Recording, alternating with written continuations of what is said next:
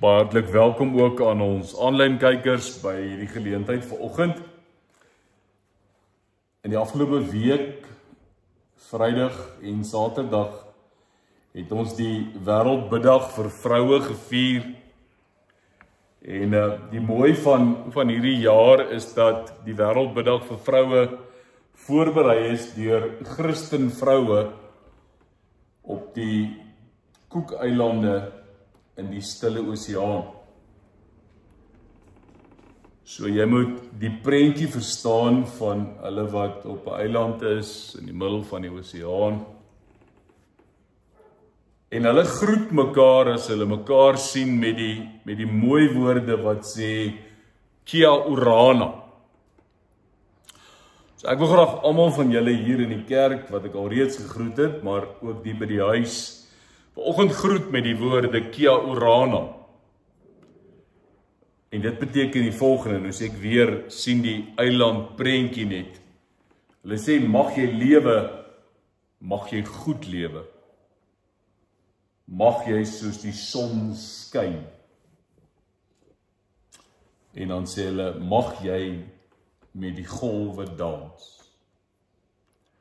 So as ons hierdie diens vandag hou, dan sê ons vir mekaar, ons gun mekaar Kia Orana. 'n lang en goeie lewe. Lewe waarin ons skyn soos die son. Maar iets van die eiland, dat ons ook dans met die golwe. Iets wat ek laasweek vir julle gesê het, oor die gees wat ons lewe beheers. Net nou vanoggend ietsie daaroor ook sê, maar uiteindelik om die Engelse vertaling van Galasiërs 5:25 sê, to get in step with the Spirit. As jy praat van dans, dan moet jy asseblief nie 2 linkervoete hê nie, want dan kan jy nie in step bly nie. Die Here moet ons in ons geloofslewe ook genees van ons 2 linkervoete of ons 2 regtervoete, sodat ons kan dans saam met die Gees. So mag dit vir jou vanoggend saam met ons baie spesiaal wees. Ons lees weer 'n keer Matteus hoofstuk 6. En ek gaan weer net die Ons Vader gebed lees. Wanneer ons by mekaar is.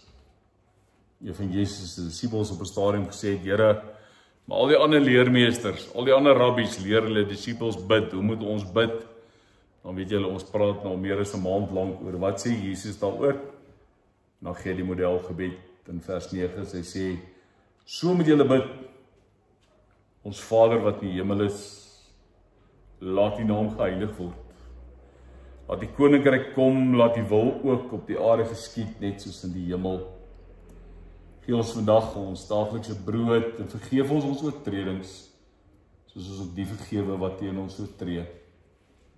En laat ons nie in versoeking kom nie, maar verlos ons van die bose. Ons wil vanoggend met mekaar praat, vir mekaar sê op hierdie laaste Sondag oor nadenke van gebed, maar ook op die eerste Sondag in lydenstyd, wil ons vir mekaar sê, laat die koninkryk kom, laat die wil ook op die aarde geskied, net soos in die hemel, en laat ons nie in versoeking kom nie, maar verlos ons van die bose. Ideaal vir lydenstyd, want dis wat ons in lydenstyd vier.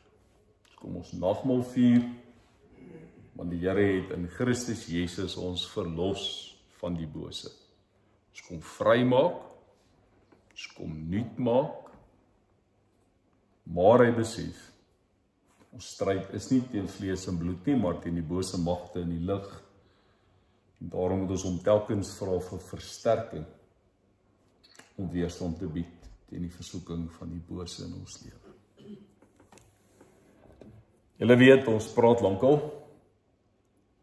Ons sê dit vir mekaar gereeld, dat ons lewe is 'n stap saam met die Here, is 'n wandel saam met die Here, is 'n geloofswandel. Ons het dit al gebruik in die vorm van 'n beeld wat sê dis 'n geloofsreis. Ek dink een van die dinge van hierdie volgende 6 Sondae in lydenstyd is om net weer opnuut die pad saam met Jesus te stap. Pad wat hy geloop het, sodat ek en jy kan lewe. En dit het die effek op hoe ons 2025 se res gaan beleef en ervaar. En ons het in die afgelope 6 weke agtergekom dat die fundament daarvoor is 'n gebedslewe, is 'n troue verhouding, 'n intieme verhouding met die Here, sodat ons dit kan, sodat ons kan lewe. So dis vir my belangrik dat ons vir mekaar sê, lydenstyd, wanneer ons daaroor nadink en ons onsself afsonder, dat ons baie duidelik sê, God wil vir ons sorg. Dis sy plan vir ons lewe. Maar deel van daai sorg, deel van sy sorg is om ons te verlos van die bose. To deliver us from evil, want ons is kwesbare brose, we are vulnerable human beings.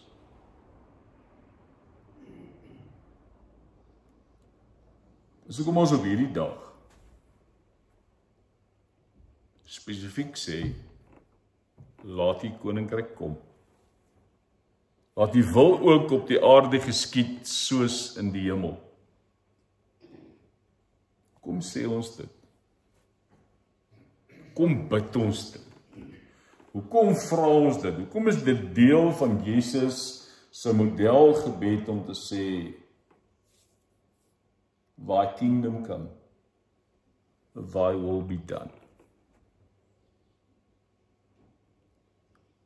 Dit sê, ek is afhanklik. Dit sê dat die God wat ek in vers 9 gebid het en aangespreek het as ons Vader, wie se naam geheilig moet word, uiteindelik die God is waarvan ek en jy afhanklik is vir ons primêre sorg. En ons ontdek dit deur geloof. Wanneer ek vra, laat die koninkryk kom, dan vra ek, help my om afhanklikheid van U te leef.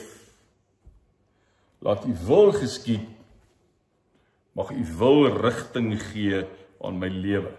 En dit gee sekuriteit, dit gee 'n voorsiening in my daaglikse behoeftes, gee my daaglikse brood. Vergewe ons skulde, soos ons ook ons skuldenaars vergewe. Hoekom? Want ons is ook in 'n proses van geloofsvorming, waarmee die Heilige Gees besig is om ons hoe langer hoe meer aan die beeld van Christus gelyk te maak. So hy gebruik die Gees, lei ons en dui vir ons 'n lewensrigting aan met sy wil. Soos jy mooi geluister hier, sopas gehoor het, was die samevatting van die Ons Vader gebed. So die gebed begin en sê hierdie God moet geprys word, sy naam moet geheilig word vir sy goedheid, vir sy guns, vir sy sorg. En dan vra ons, maar ons wil hierdie God beleef as die koning, as die een wat die heerser is. Belewenis van sy koninkryk op aarde. Wat maak dit aan my en jou? Hoe lyk dit in terme van ons lewe? In terme van lewe beteken dit elke dag saam met God op reis. Elke dag wandel saam met God in geloof en binne God se sorg en voorsienigheid.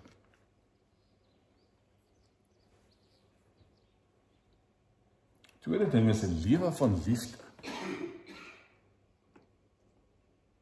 Ek het verlede week iets daaroor gesê, ek wil vandag so bietjie daarop uitbrei. Dis die lewe van liefde vir mekaar, waarin die vrug van die Gees sigbaar word. As jy onthou, ek het verlede week, het ek vir julle gesê, Galasiërs 5:25 is my verskriklik belangrik. Ons lewe deur die Gees, laat die Gees nou ook ons gedrag bepaal. En in die week toe kry ek die teksvers weer. Gaan lees ek so bietjie. Engels, Since we live by the Spirit, let us keep in step with the Spirit. Let us keep in step with the Spirit. 2020 vertaling sê, aangesien ons deur die Gees leef, laat ons met die Gees in pas bly.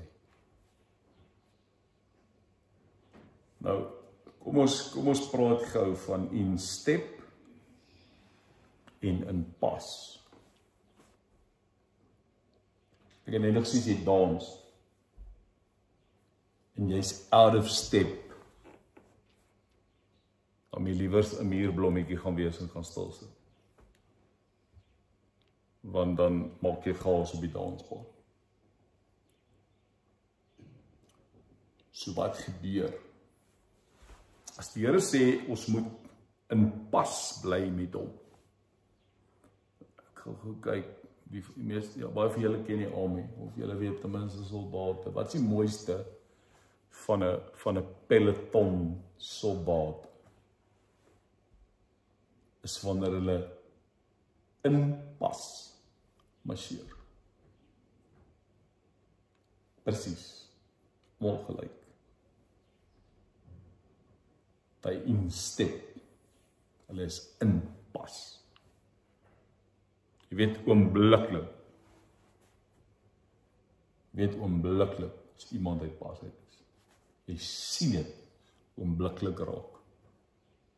En 'n peloton soldate wat marcheer. So wat sê die Here?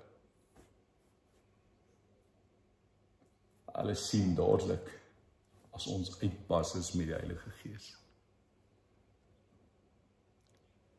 Nou het iemand hier nogal die beeld gebruik en dit was my baie mooi. Almal van julle, ja, meeste kinders. Onthou julle toe julle kinders leer loop het. Het julle aanvanklik hulle hande vasgehou of hulle het jou vinger vasgehou en dan moes jy hulle so stadig help. En by tye dan is hulle te stadig, dan wil hulle struikel, dan moet jy vashou. Ons tye wanneer jy te stadig is wat hulle. En dis wat die Here hier vir ons sê. Die Heilige Gees se pas is nie die pas van die lewe en die lewenstyl van 2025 nie. Die Heilige Gees laat hom nie aanjaag nie. Therefore, stay in step. Let us keep in step with the Spirit.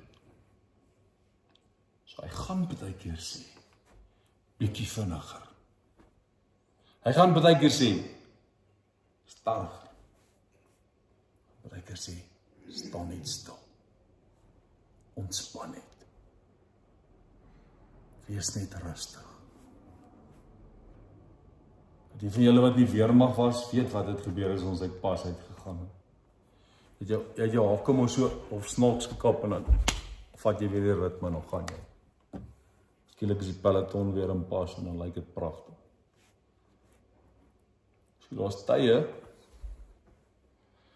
en as die korporaal baie kwaad was vir die dag, dan laat hy jou marcheer. Hoe was daai ding? In pas, het hulle gesê deel? Markeer die pas, daar is sy, dankie. Dankie vir die een wat gehelp het met dit. Markeer die pas. Ja? Paul Pietie. Hoor wat ek sê. Hoekom moes ons markeer die pas? Omdat ons in pas moes kom, want ons was uit ritme uit. En as ek nou dink, uit ritme, ek moet nou net nie te veel my lyn verloor nie, maar hoor net gou, iets van 'n pas, is dieselfde as ritme. As jy nie op die beat van die song is nie, is jy uit ritme uit. Hoekom moet ons baie keer, as ons in die teater lê, moet hulle ons harte skok? Want hulle moet daai hart weer in pas kry. Hoekom sit hulle vir mense pasangeers in? Pacemakers. Want ons hart se ritme gaan uit. So mag ek vir jou iets sê oor die Heilige Gees in ons herdenking hierdie jaar, ek kan nie onthou hoeveelste 100ste jaar van die geloofsbelijdenis van Nicea nie. Maar daar bely ons die Heilige Gees as die Here en die lewendmaker. En mag ek vir jou sê, en ek sê dit met baie groot respek,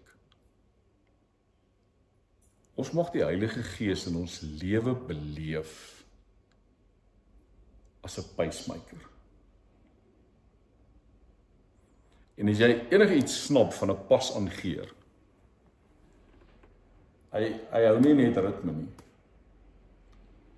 Pasangeer en veral hierdie vreeslike moderne goed wat hulle deesdae vir mense insit. Help om die pas te hou, dis wys wonderlik terwyl die pas loop.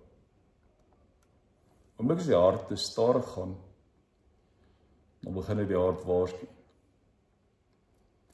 En as die hart nie in pas kom nie, dan skok hy jou, sodat jy in ritme kan kom. So jy kan terugkom in pas. As die hart te vinnig gaan, sal ook waarskuwings. En as die hart nie terugkom nie, as die hart nie in pas kom nie, dan skok hy. Want die hart het 'n ritme. Hart kan nie uit ritme uitgaan nie. So dis my en jou verloop van die lewe. Lewe waar die Gees die pas omdui. En partykeer, die beeld van die weermag, markeer die pas, staan op dieselfde plek in maat. Tot die korporaal sê, op die plek rus, at ease. So mag Here ons daarmee help in die verloop van ons lewe. Ons leef in die tyd van die Gees. Gees bepaal ons lewe, kom ons bly in pas met hom. En dis 'n lewe van disippelskap. Dis 'n lewe waarin ek ander lei tot geloof en hulle help om te verstaan van God se sorg en sy bedoeling vir hulle lewe. Ek dink ek en jy bid hierdie gebed baie. Ons vra telkens vir die Here, lei ons nie in versoeking. En ek wil weer sê, die voornaamwoord ons. Hoekom? Want wanneer ons bid, lei ons nie in versoeking nie, dan is dit 'n erkenning van die individuele gelowige, sowel as die gesamentlike geloofsgemeenskap, dat ons aan versoeking blootgestel is. Ek hoef nie vir enige een van julle vanoggend te verduidelik wat is die tipe versoekings wat daar buite rondloop. Wat is die goed wat daar buite is om ons te laat struikel, om ons uit pas uit te kry, om ons uit ritme uit te kry.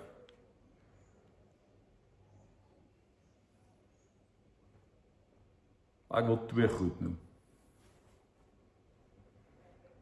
Eerste ding om uit pas uit te gaan is om jou rug op God te draai en sy sorg en genade te ignoreer asof jy kan staatmaak op jou eie werke, jou eie vermoëns.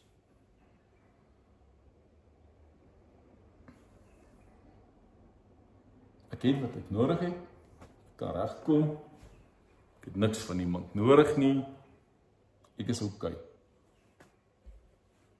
Of die ander kant, die ander ekstreem, is ek het dood eenvoudig hierdie losbandige lewe wat wemel van son.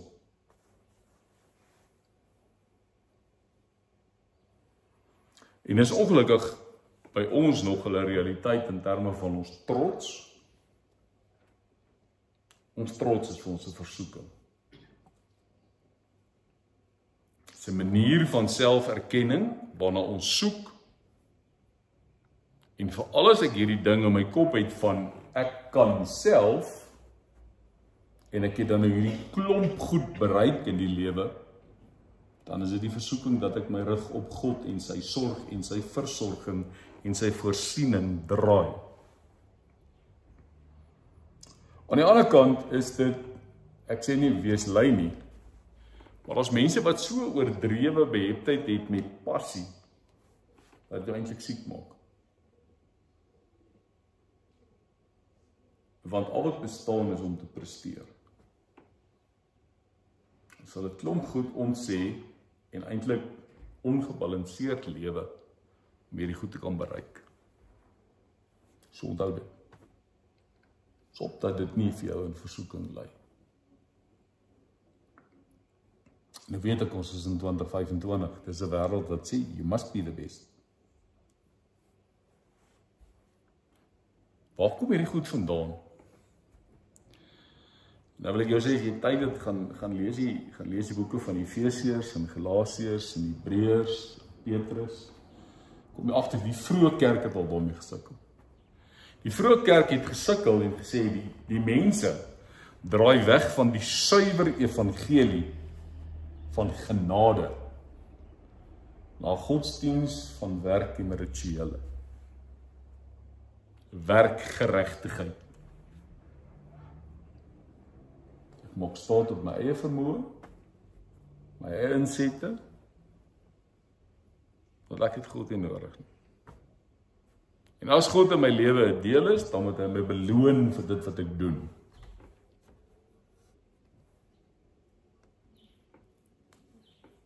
En ek dink dis een van ons grootste probleme in hierdie wêreld. Is dat ons sit met mense wat hard werk, en ek het nie daarmee 'n probleem nie. Maar hulle gaan in 'n spin in waar hulle dood eenvoudig so op hulle self aangewese is dat hulle vrede steel, dat hulle afhanklikheid van God vervang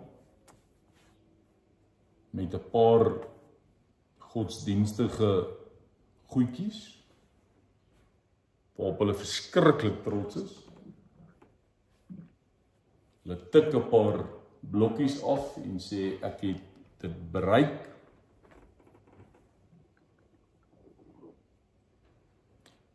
Jy kry wat ons noem godsdienstige meerderwaardigheid.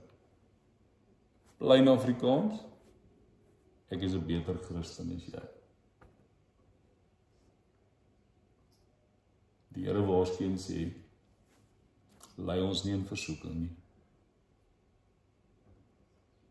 Want wat gebeur? Wat gebeur as ek myself met my broers en my susters in die geloofsgemeenskap vergelyk en ek doen dit vanuit 'n trappie hoër, van ek is beter as jy?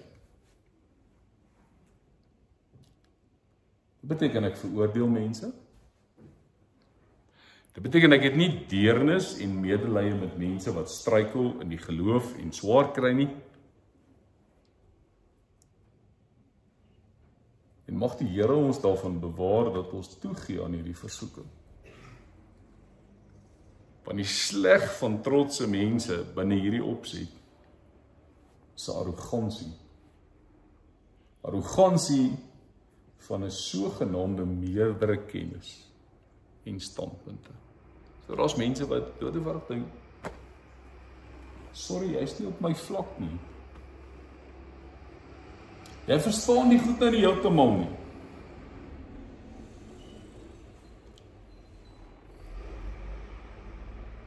En uiteindelik as ek ons Vader bid, en ek sê laat die koninkryk kom en laat die wil geskied en lei my nie in versoeking nie. Dan wil ek jou sê, bly liewer daar.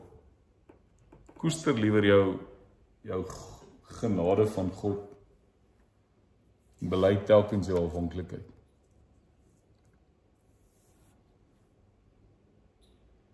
Ek wil net die volgende sinnetjie baie mooi hoor. Genade. Genade is bedoel om my vry te maak van sonde. Dis nie om my vry te maak om te sondig nie. ek het weer sê, genade is bedoel om my vry te maak van sonde. Genade is nie bedoel om my vry te maak om te sondig. So genade is nie bedoel om myself te verlustig in gierigheid en sondige begeertes nie. Want wat maak ons? Is weer daai geestelike meerderwaardigheid. Ek begin bepaal groot, klein sonde, groot versoekings, klein versoekings. En wanneer ons hierdie stemmetjie binne in ons het, die pacemaker wat sê, kom in pas, you out of step, dan sê ek, ag Heilige Gees, is dan nie so erg nie. Is nie so ernstig nie.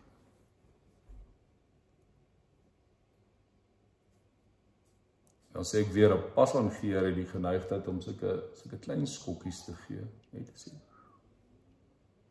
Neem kennis, jy is uit pas uit. En dan is hy so gestel, hy is so geprogrammeer, dat as jy dan die pas mis, dan bring hy jou op 'n skokkende wyse bring hy jou terug in pas. Die oomblik wanneer ons goed begin afmaak as, dit is nie so ernstig nie. Dan vernietig ek my liggaam en my gees. Want ek eien myself goed toe, wat nie nodig is nie. Laaste sinnetjie, is my so mooi. Verlos ons van die bose. Ek sê weer is lydenstyd. Verlos ons van die bose. Bose is finaal aan die kruis oorwin. Maar die ons weer eens, ons is van God se hulp afhanklik om versoekings te weerstaan en te oorwin. Ek en jy sit hier vandag. En ons sê vir mekaar, daar's goed in ons lewe wat ons dood eenvoudig nie op ons eie kan oorwin nie. Ons het mekaar nodig.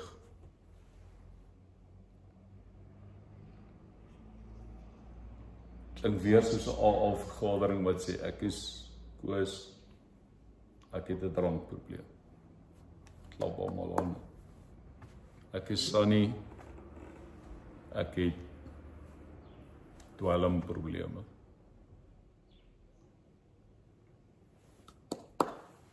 Ek is Kobus, nee, Kobus kan hom 2 keer deurloop nie. Maar ek is verslaaf aan pornografie. So bly hy is hier, ons help mekaar, kom ons staan mekaar by. Dis hoekom ons vra, verlos ons van die bose. Hoekom moet ons daaroor praat met mekaar?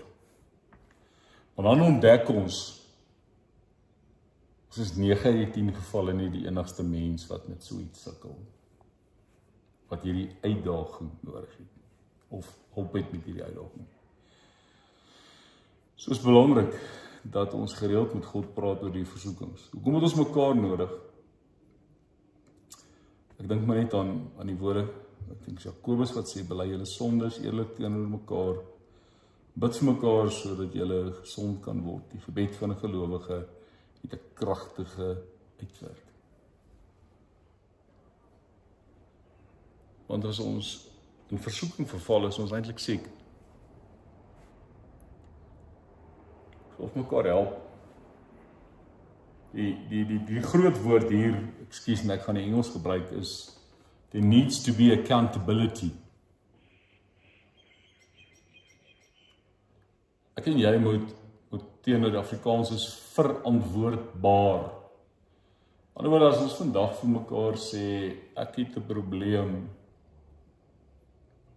ek spandeer verskriklik maklik geld. En die groepie van ons wat by mekaar is sê, maar weet jy wat, Anton, ons gaan jou verantwoordbaar hou. Jy gaan vir ons jou kredietkaart gee en ons gaan hom in die kluis toesluit. Kan ek dalk sê, ek gaan my selfoon gebruik om te betaal om julle kan my kaart kry, is okay. Maar hoor wat ek sê.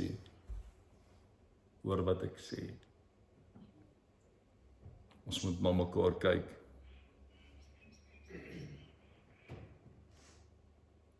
Ons moet vir mekaar sê, wie wat, jy is besig om onverantwoordelik op te tree. Want dis wat ons as gelowiges aan mekaar verskuldig is. Ons moet mekaar om mee help. Dis ook om 'n geloofsgemeenskap, die samekoms van gelowiges so uiters krities belangrik is. Want dis die plek waar daar hopelik 'n ruimte van veiligheid is. Waar daar wederwysige onderlinge vertroue is. Waar ons mekaar kan help. Waar ons mekaar kan bemoedig. Waar ons vir mekaar aan 'n klap en sê, ek is trots op jou. Ek is bly jy kon die versoeking in jou lewe weerstaan. Jy kon oorwinning behaal. So hoe gaan ons in die koninkryk lewe en die versoekings te bowe kom? 3 groei goed. Groei in kennis en geloof van God.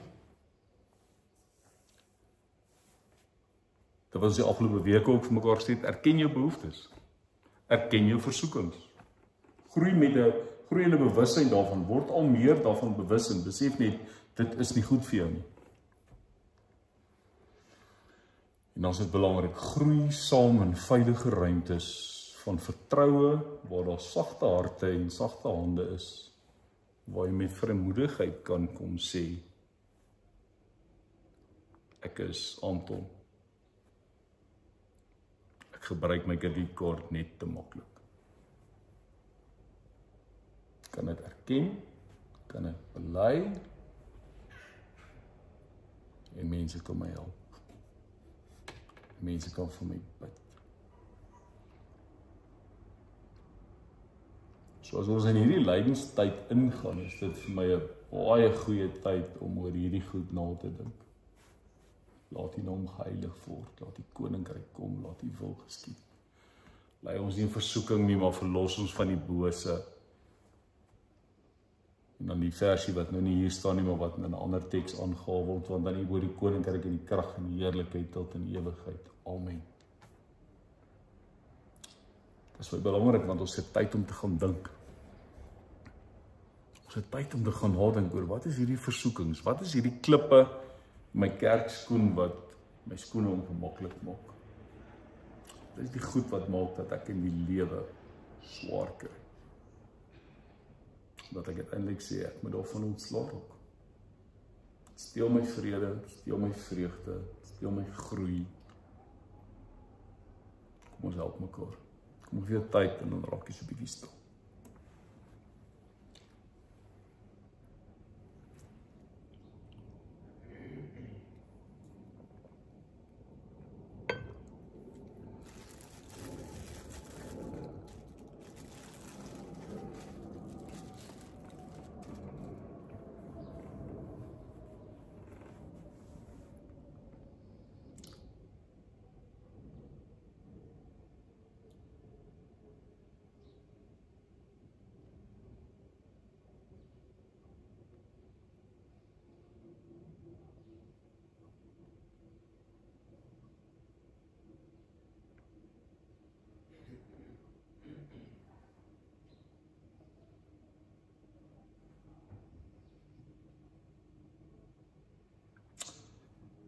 Here, baie dankie dat ons op hierdie punt